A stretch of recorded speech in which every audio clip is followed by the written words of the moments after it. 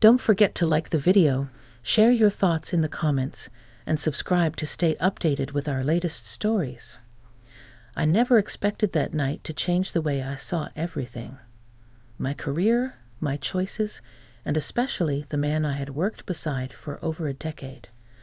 But some moments sneak up on you when you least expect them, unfolding like a perfectly timed symphony, each note striking something deep within you. It started as an ordinary evening. The company's annual gala had just ended, and the city lights shimmered through the wide glass windows of the rooftop venue. The laughter of colleagues still echoed in my ears as I stepped outside, inhaling the cool night air, grateful to be away from the noise. My heels pinched slightly, reminders of the long hours spent standing and smiling. Leaving already. I turned to see him, James Carter, my boss for the past 12 years. Silver at the temples, sharply dressed, and always carrying himself with the confidence of a man who had built something from the ground up.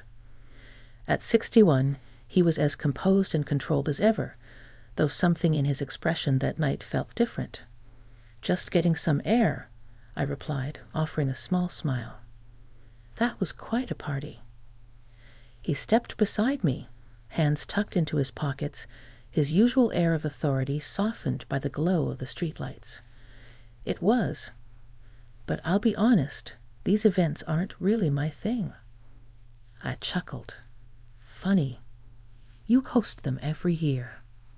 That's just business, he said, tilting his head slightly toward me.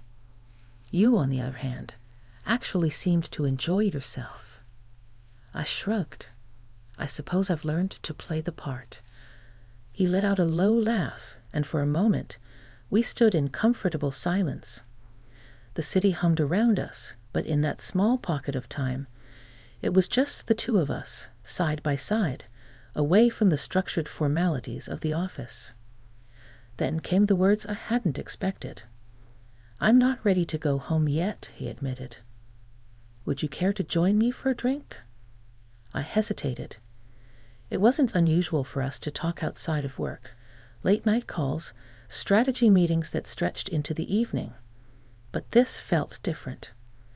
There was something unspoken in his tone, something that made my pulse quicken just a little. I finally said. Why not? We walked down the street, away from the bright-lit towers of downtown, and into a quieter part of the city. He led me to a small lounge, intimate, with low lighting and soft jazz playing in the background.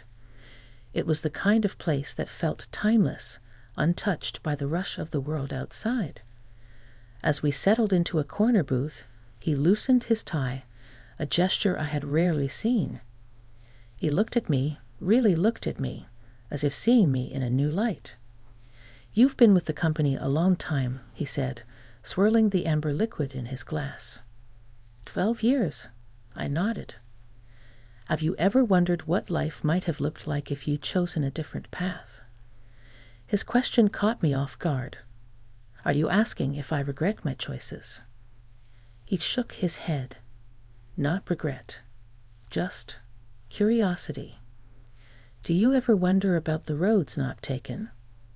I exhaled slowly. I think we all do at some point. But I've always believed that every decision, every turn we take, leads us exactly where we're meant to be. He smiled at that. That's a wise way of looking at things. We talked, really talked, for the first time in years. Not about work, not about deadlines or quarterly reports, but about life.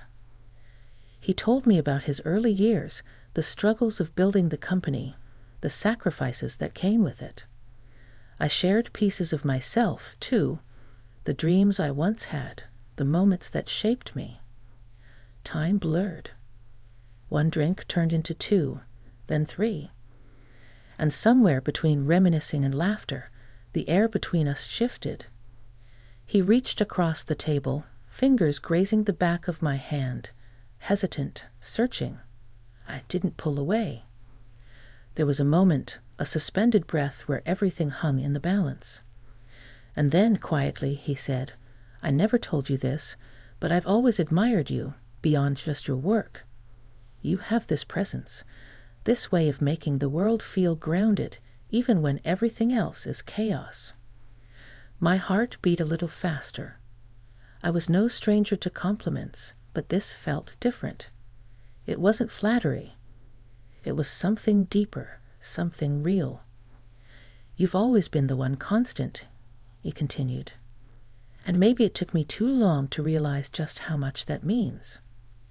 I swallowed, unsure how to respond. He wasn't just my boss. He was a man I had respected for years, a man whose opinion I had valued more than I cared to admit.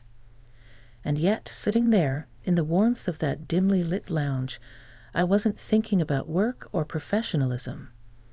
I was thinking about the way he looked at me, as if seeing a woman he hadn't allowed himself to truly see before. "I should probably head home," I finally said, though my voice lacked conviction. He studied me for a long moment, then nodded.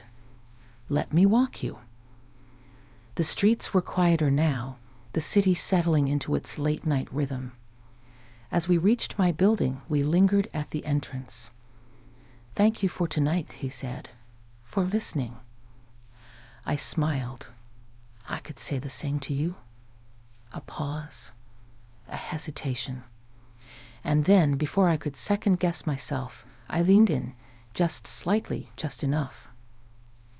It was the kind of moment where the world narrows down to two people, where the past and the future fade, leaving only the now.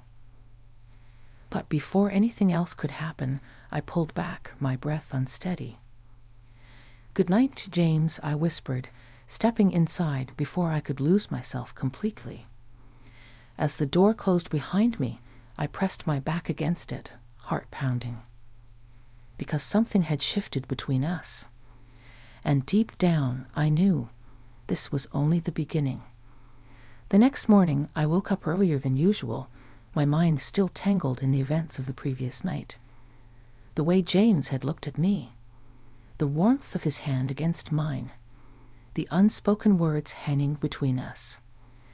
I had spent years seeing him only as my boss, a man of authority, respect, and distance.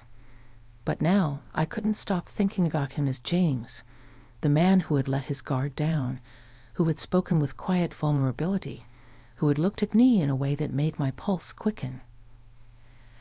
I shook my head, trying to clear the thoughts as I poured my morning coffee. This was ridiculous. Nothing had happened. Nothing could happen. But as I walked into the office, I felt a strange, lingering tension, as if the air itself had changed. I caught sight of him through the glass of his office. He was on a call, but for the briefest moment, his eyes flicked up and met mine. A pause. A hesitation. Then he gave me the smallest of smiles, one only I would notice.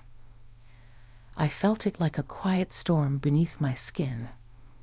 The day passed in a blur of meetings and emails, but my mind kept drifting. It didn't help that James seemed more present than usual, stopping by my desk more than necessary, holding my gaze just a second too long.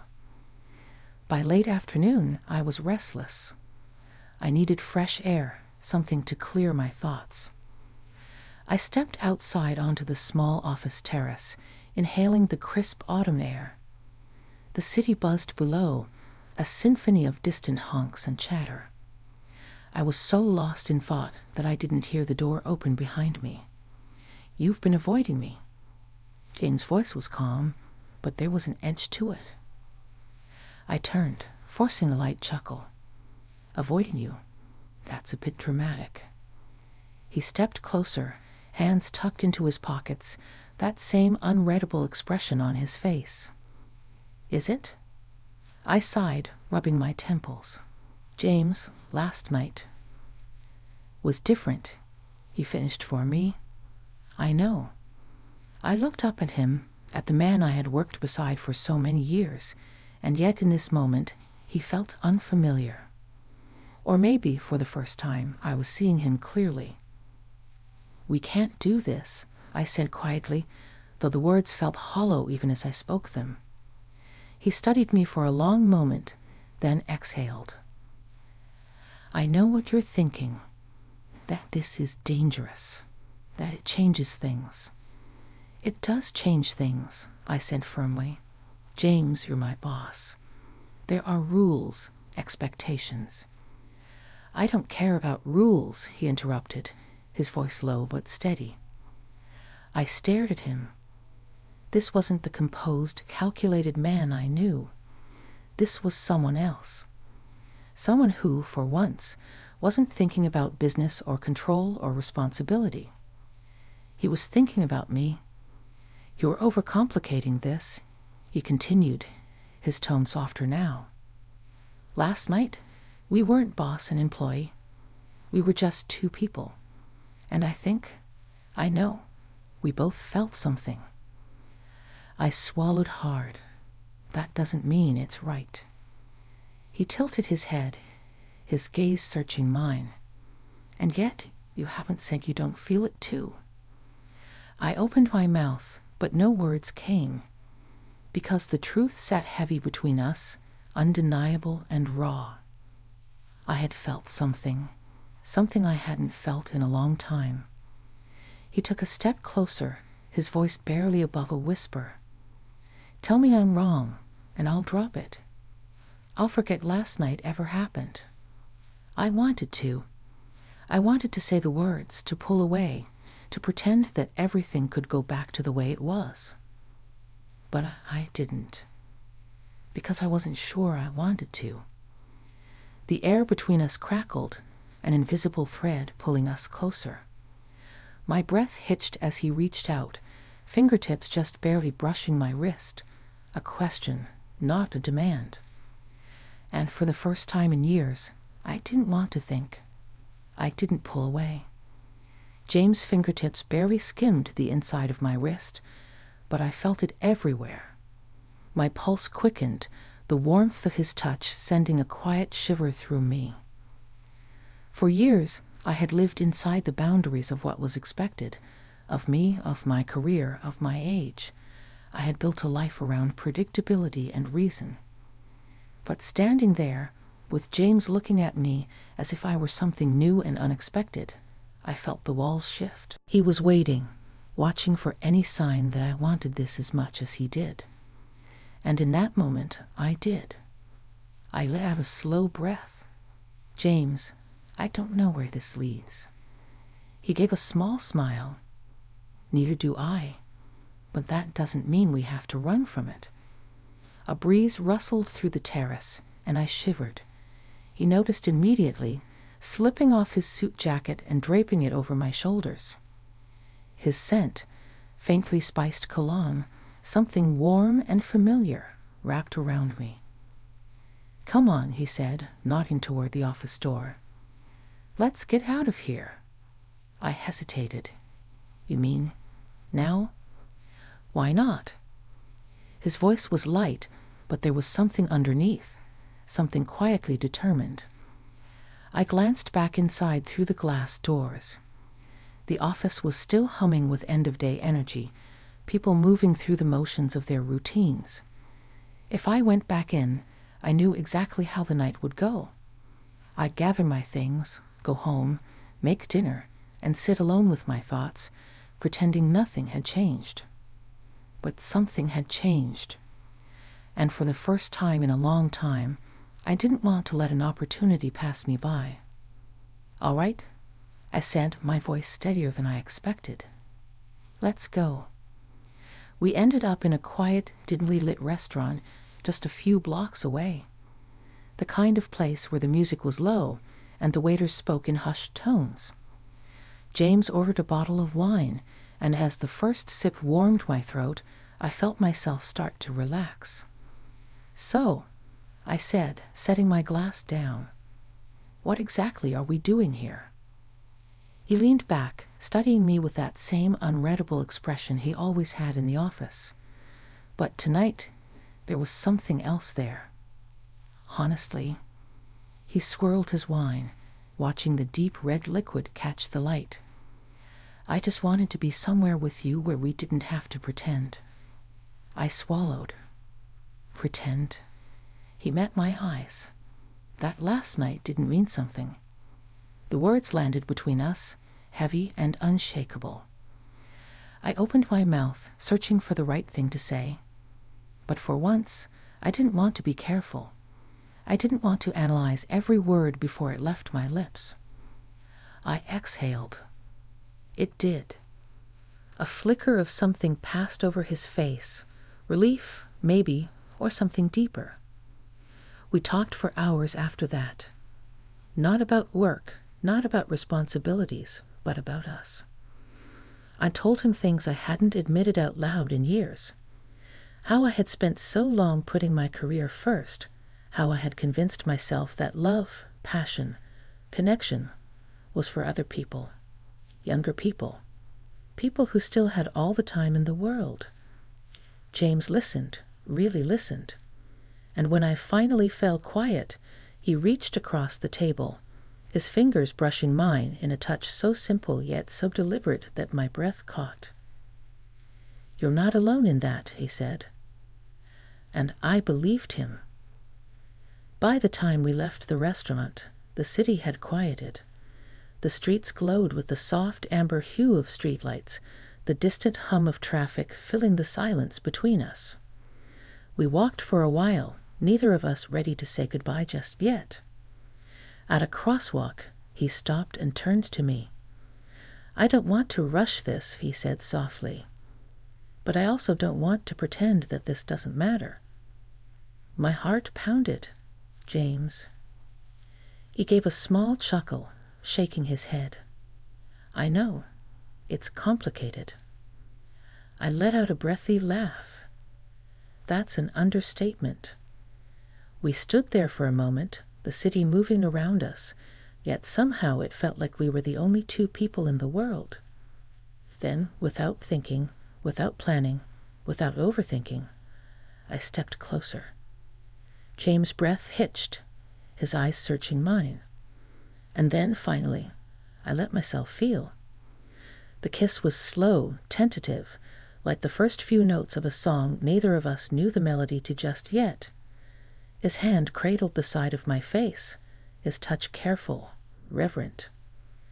When we finally pulled away, his forehead rested lightly against mine. "This changes everything, doesn't it?" I whispered. "It does," he murmured. "But maybe that's not such a bad thing." I closed my eyes, letting the warmth of the moment sink in. Maybe, just maybe, he was right. I woke up the next morning with a mix of emotions swirling inside me. Excitement, nervousness, uncertainty. The memory of last night lingered on my lips, in the warmth of James' touch, in the way he had looked at me like I was something worth waiting for. But now, with the morning sun spilling through my bedroom window, reality started to creep back in. I was still his employee. He was still my boss. And we had crossed a line that couldn't be undone. My phone buzzed on the nightstand. "James, morning. No regrets, I hope." A small smile pulled at my lips as I typed back. "Me? None. You." His response was immediate. "James. Not a single one. Can I see you later?" I hesitated. Not because I didn't want to. I did, but because I wasn't sure what later meant for us. Could we exist outside of the office, outside of the neatly drawn lines we had both followed for so long? I took a deep breath. "Me? Yes, but we need to talk first." That evening, we met at a quiet park just outside the city, away from the noise and the prying eyes of the office. James was already waiting when I arrived, leaning against a bench, hands in his pockets. He looked up as I approached, his expression softer than I had ever seen. "Hey," he said. "Hey," I echoed, sitting beside him. For a moment, we just sat there, watching the golden light of the setting sun filter through the trees. Then I spoke. "James, I need to know.